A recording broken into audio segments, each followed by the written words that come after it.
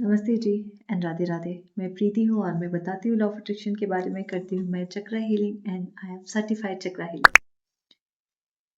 आज मैं आपको पैसे का एक ऐसा सीक्रेट बताऊंगी जो हम सबको पता है, हम सबको ही पता है, बट कहीं ना कहीं हम भूल जाते हैं उस चीज़ को इम्प्लीमेंट करना, या फिर 2 साल 4 साल 10 सालों में कभी कर लेते हैं। आज हम इसी एक बहुत ज़रूरी चीज़ के बारे में बात करेंगे और ये आपका दिमाग ऐसे नट बोल्ट खोल के रख देगी। मैं ऐसे बैठे बैठे अपना इंस्टा स्क्रॉल कर रही थी। हाँ, इंस्टा नहीं, इंस्टा ही कर रही होंगी, याद नहीं अभी, नॉट बैठे बैठे अभी, बट 2 दिन पहले। अभी मैं ध्यान करके उठी हूँ ना, तो समझ जाओ। ओके, बात करते हैं। तो अपना जेवर एयरपोर्ट है ना, ग्रेटर नोएडा वाला। सो वहाँ पे जब वो एयरपोर्ट बनने का था और जब वो वहाँ पे जो हाईवेज वो सब कुछ बन रहे थे, तो उस टाइम पे बहुत सारे लोगों की ज़मीनें गई थी इन द सेंस की बिकी थी।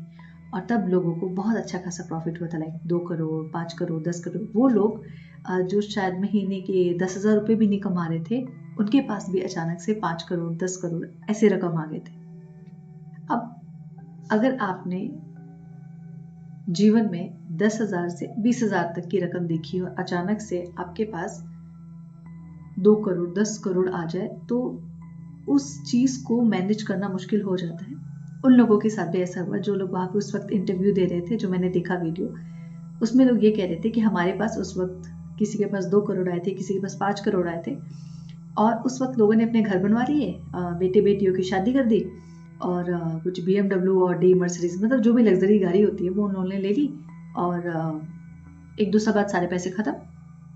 वापस से जो कमाई 10,000 की थी वो बैक टू पवेलियन, वापस से वो महीने के 10,000 रुपये कमा रहे।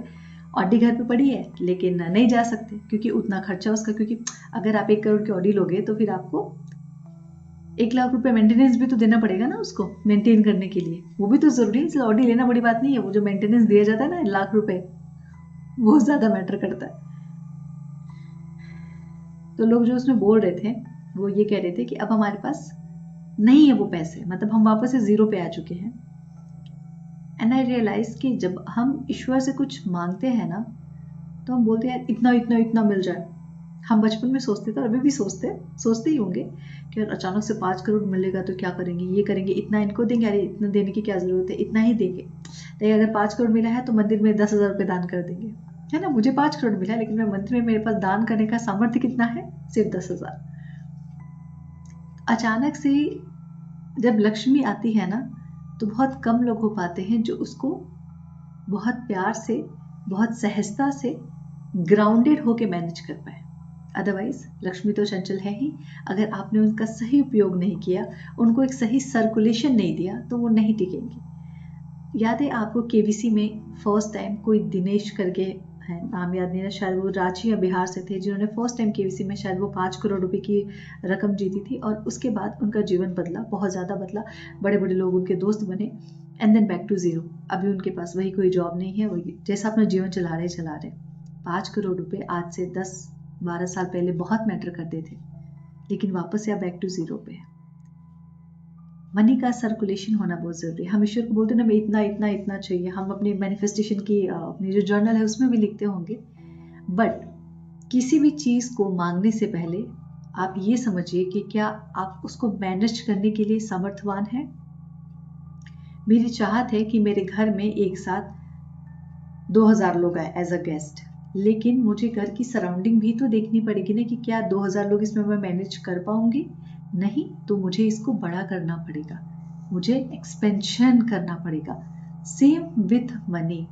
मैं अपनी बात बताती हूँ, मैं बहुत कंजूस किस्म की लड़की थी जब तक मुझे पैसे के फ्लो के बारे में नहीं पता था।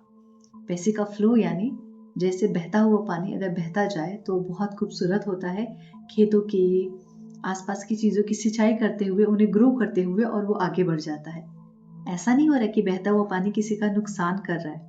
बहता हुआ पानी जिस जगह से गुजर रहा है वहां की मिट्टी को वो और खूबसूरत कर रहा है, वहां के पेड़ पौधों को वो नरिश कर रहा है। करेक्ट है। और बहते हुए वो आगे बढ़ रहा है। इट डजंट मीन कि वो पौधे वहीं पे रह गए, वो भी उसके साथ ग्रो कर रहे हैं। Same with money. पैसा जहां से भी निकलेगा, अच्छा पैसा जहां से भी निकलेगा, वहां की चीजों को ग्रो करता हुआ जाएगा।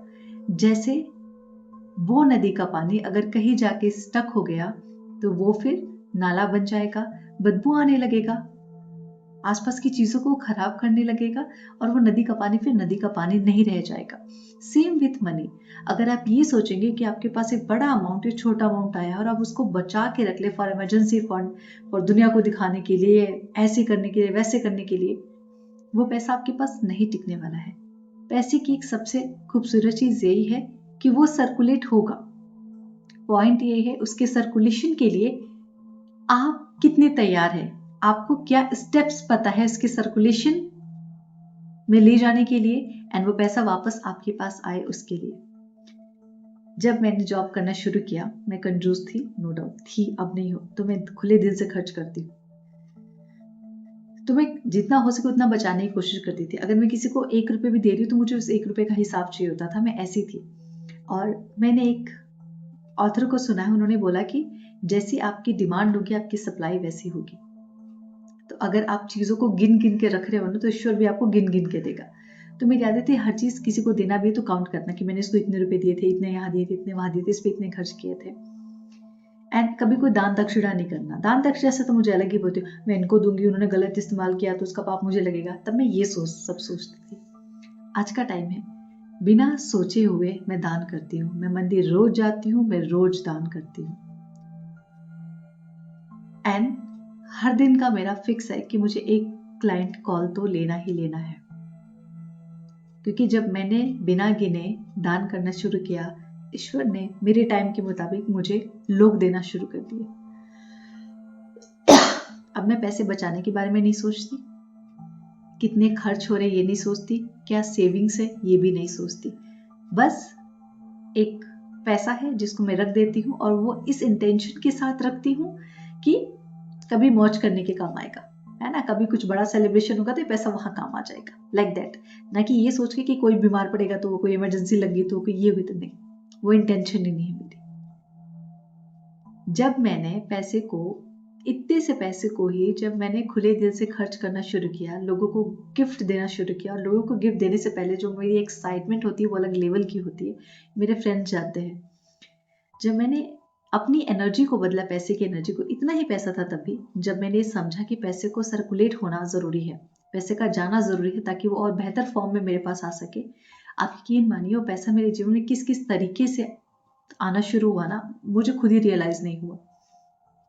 मैं आज भी इस चीज को महसूस कर पाती हूँ कि अगर मैं मंदिर में कुछ बड़ा दान करके आ रही हूँ तो उस दिन मेरे 2 से 3 पर्सनल कॉल तो फिक्स है कि उसकी बुकिंग आनी आनी चाहिए। उस दिन मेरे पास टाइम रहे ना रहे, मुझे 4 दिन बाद उनकी कॉल लेनी पड़े, लेकिन बुकिंग तो उसी दिन होनी है।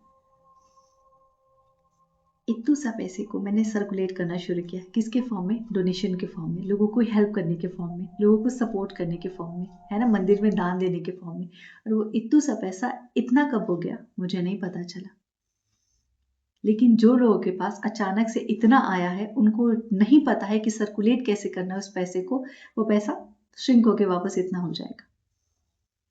इसलिए समझना जरूरी है कि आपके जीवन में जो पैसा आ रहा है उसका कितना हिस्सा आप इस सोसाइटी, आसपास के जरूरतमंद लोग और इस जिस कंट्री में आप रह रहे हैं, जिन लोगों के साथ रह रहे हैं, जिस सोसाइटी समाज में रह रहे हैं, उनके लिए आप क्या कंट्रीब्यूट कर रहे हैं। क्योंकि जब आप ईश्वर से कुछ मांगते हो तो पहला क्वेश्चन भगवान का यही रहता है कि तुम मेरे बंदों के लिए क्या कर रहे हो। मैं तुम्हें देने के लिए रेडी हूँ, बट तुम्हारे इंटेंशन क्या है। तुम्हें खुद के लिए चाहिए तो उतना तो भरपूर है तुम्हारे पास।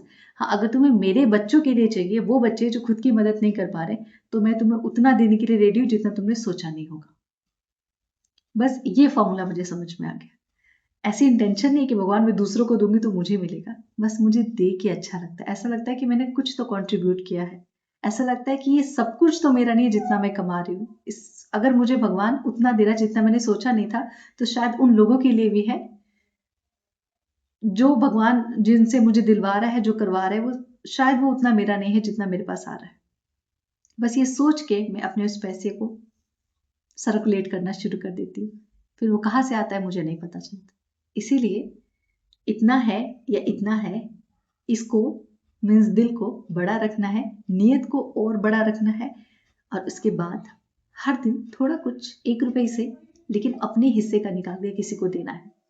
आप खुद देखेंगे विद इन अ मंथ भी ज्यादा बोल रही हूँ, विद इन अ वीक आपको मिरेकल देखना शुरू हो जाएगा। करके देखिए, सच में देखिए, 1 रुपए ही सही, लेकिन हर दिन किसी को देख के आइए, किसी मंदिर में देख के आइए, किसी पुजारी को देख के आइए, किसी निधि को देख के आइए, अपने पास मत रखिए और फिर देखिए कमाल ईश्वर। ठीक है, वीडियो बहुत लंबी हो गई लेकिन मेरे दिल के बहुत करीब थी, और जब मैंने वो वीडियोस देखा तो मुझे और बुरा लगा, जो वो नोएडा वाला और वो सब था। सो आई थॉट कि मुझे ये आपके साथ शेयर करना चाहिए।